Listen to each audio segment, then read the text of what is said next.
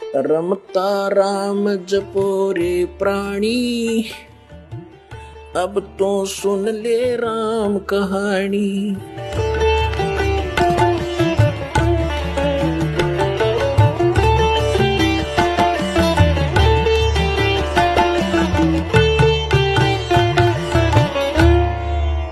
इस समय के विषय में, जो वर्तमान में समय चल रहा है, अब बात चल रही है संस्कार की, कि परमात्मा अपने भक्तों के संस्कार समाप्त कर देगा और अपने कोटे से फिर उनकी पूर्ति करेगा। तो फिर हम भक्ति भी कर सकते हैं, परमात्मा की सेवा भी कर सकते हैं और अपने मोक्ष भी प्राप्त कर सकते हैं। अब जैसे आपको बहुत बार इस समय के विषय में और इस दास के विषय में बहुत सी भविष्यवाणियां भी आपको सुनाई गई है कि ये ऐसा अनमोल समय है पुण्यात्माओं, भगवान ने तो ये निर्धारित कर ही रखा है 600 वर्ष पहले।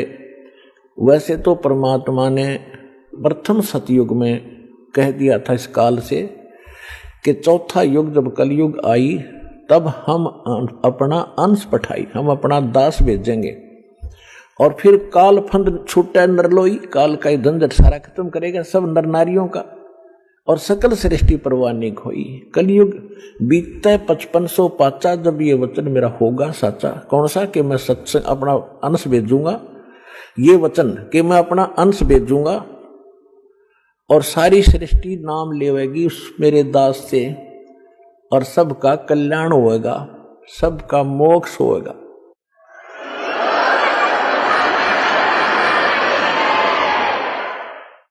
और फिर बताया है कि कलयुग बीत जावे जब एता, यानी 5500 वर्ष बीत जाएगा जब कलयुग, सभी प्राणी परम पुरुष पद चेता, सभी प्राणी उस परमात्मा के उस परम पद के जानकार हो जाएंगे। कौन से के? गीता अध्याय नंबर 18 के श्लोक नंबर 62 में, गीता अध्याय नंबर 15 के श्लोक नंबर 4 में कहा कि अर्जुन तू सर्वभाव से उस परमेश्वर की शरण में जा, उसकी कृपा से तो परम शांति को और सनातन परम धाम को प्राप्त होगा। शाश्वत स्थान, कभी नाच में न आने वाले को शाश्वत स्थान कहते हैं, उसको सतलोक कहते हैं। लोक माने धाम, स्थान। गीता अध्याय नंबर 15 के श्लोक नंबर 4 में कहा कि तत्वदर्शी संत की प्राप्ति के उपरांत परमेश्वर के उस परम पद की खोज करनी चाहिए जहां जाने के बाद साधक फिर कभी जन्म मृत्यु में नहीं आते। तो यहां बताया है कि जब 5500 वर्ष बीतेगा, हमने आज तक पता ही नहीं था सतलोक भी कोई स्थान है। अरे राधा स्वामी वाले दंड सतगुरु वाले सतलोक करे दिन का नहीं पता था। वो सतनाम, वो स्वर नाम, वो स्वर शब्द, वो सतपुरुष और वो सतनाम, वो राधा स्वामी धाम, खकता इनको पता। तो हमने परम पद का कभी सुना भी नहीं था सतलोक के बारे में, और आज बच्चे बच्चे के मुंह पर हो गया। बच्चे बच्चे की जुबान पे सतलोक सचखंड जावांगे, जैसे दास मिल रहा था बच्चों से, संगत से। एक छोटा सा बालक अपनी माँ की गोदी में, अनु का गुरु जी सतलोक चालो न, चालो चलांगे। मैंने कहा बेटा भाई विमान आवेगा जब चलांगे, अभी विमान आने वाला है।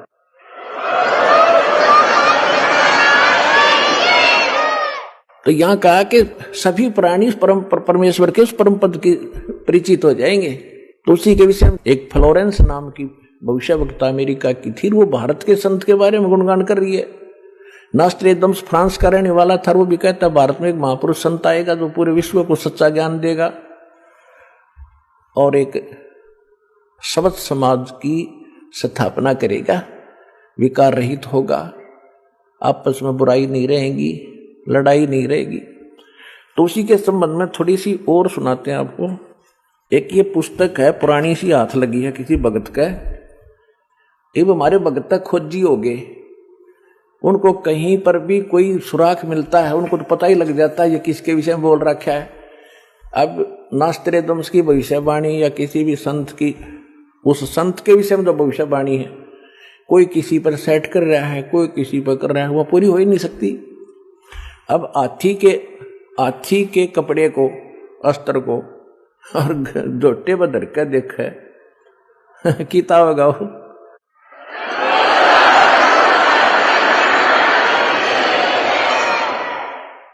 वो तो हाथी पे फिट होगा वो जिसका है। ये देखिएगा, ये एक पुस्तक है, एक पुरानी फटी पुरानी सी है किताब।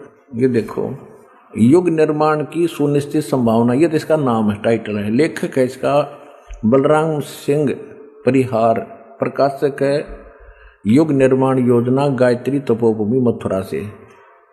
बस इतना ही उल्लेख है इसका, ज्यादा आगे नहीं लिखा, ये फटा हुआ ज्यादा है।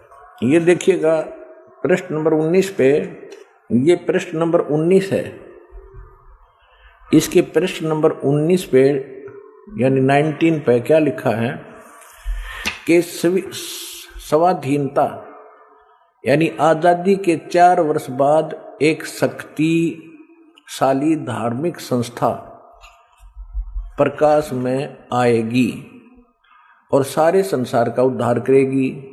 उद्धारक इस संस्था का स्वामी संचालक होगा। अब यहाँ ये क्या है कि किसी एक भविष्यवाणी है, हंगरी नाम का कोई भविष्यवक्ता था, उसकी ली है इसने, अपनी पुस्तक 4 की है, लोगों की सुना के पढ़ा के, तो इसने अपने हिसाब से इन्होंने उस पर सेट कर रखी है। इसका अर्थ ये था कि 1947 में भारत स्वतंत्र हुआ, उसके 4 वर्ष बाद दास का जन्म होया 1951 में। इसका अर्थ तो ये बनता है कि स्वाधीनता के 4 वर्ष बाद 1951 में एक संत का जन्म होगा जो धार्मिक संस्था को ऐसी बनाएगा जो पूरे विश्व का कल्याण करेगी।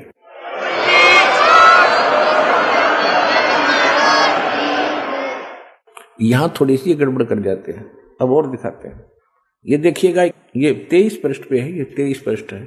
इस 23 पृष्ठ पे यहां लिखा है, इस संगठन का स्वामी संचालक कोई गृहस्थ व्यक्ति होगा। अब तक दुनिया में सबसे बड़े विचारक के रूप में ख्याति प्राप्त करेगा। वह व्यक्ति सामाजिक उत्तरदायित्वों से लेकर संसार के सब देश शांतिपूर्ण कैसे रहें उसकी यह व्यवस्थित आचार संहिता तैयार करेगा। उसके जीवन भर के संग्रहित विचारों को यदि एक पुस्तक में लिखा जाए तो बहुत बड़ी पुस्तक बन जाएगी। इसका अर्थ यह है।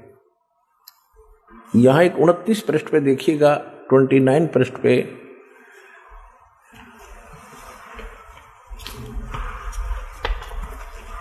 एशिया के किसी देश, संभवतः भारतवर्ष में, एक नम्र ग्रामीण परिवार में एक महान आत्मा ने जन्म ले लिया है जो एक महान आध्यात्मिक क्रांति का सूत्रपात, संचालन और नियंत्रण करेगा। इसके पीछे क्रियाशील आत्माओं की शक्ति होगी जो संसार की वर्तमान विकृत परिस्थितियों को बदल डालेंगी।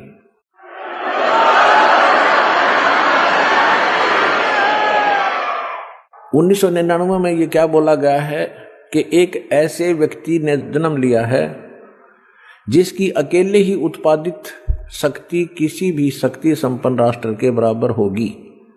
वह एक भाषा, एक संस्कृति, एक धर्म की आचार संहिता सर्जन करेगा।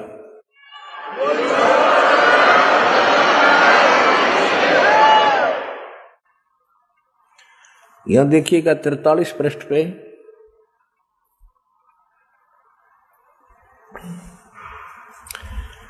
यहां लिखा है कि दिव्य देहधारी पुरुष ने जन्म लिया है।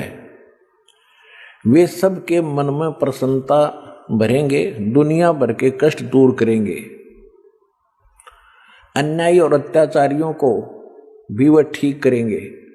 रात्रि के प्रथम पहर में जब मैं प्रगाढ़ निद्रा में होता हूं तो स्वप्न में एक दिव्य पुरुष को देखता हूं। दिव्य व्यक्ति को किसी जलाशय के निकट बैठे हुए इस योगी के मस्तक में दोनों भौं के जहां मिलती हैं तो उसमें अर्ध चंद्रमा के दृश्य होते हैं। उसके बाल सफेद हैं शुभ्र वेशभूषा है यानी साधारण सुंदर, वर्ण गौर है, गोरा कलर है, तथा पैरों में चर्म विहीन पाहन यानी पादुकाएं हैं, बिना चमड़े की जूतियां पहनता है।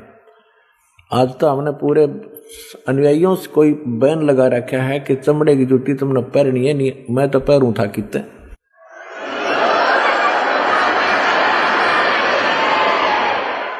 आप सुन रहे थे जगत गुरु तत्वदर्शी संत रामपाल जी महाराज जी के मंगल प्रवचन। अधिक जानकारी के लिए विजिट कीजिए हमारी वेबसाइट www.jagatgururampalji.org। संत रामपाल जी महाराज जी के शुभ आशीर्वाद से पूरे विश्व भर में 500 से भी ज्यादा नाम दीक्षा केंद्र हैं, जिन पर संत रामपाल जी महाराज जी द्वारा ऑनलाइन निःशुल्क नाम दीक्षा दी जा रही है। अपने नजदीकी नाम दीक्षा केंद्र का पता करने के लिए संपर्क करें 8222880541।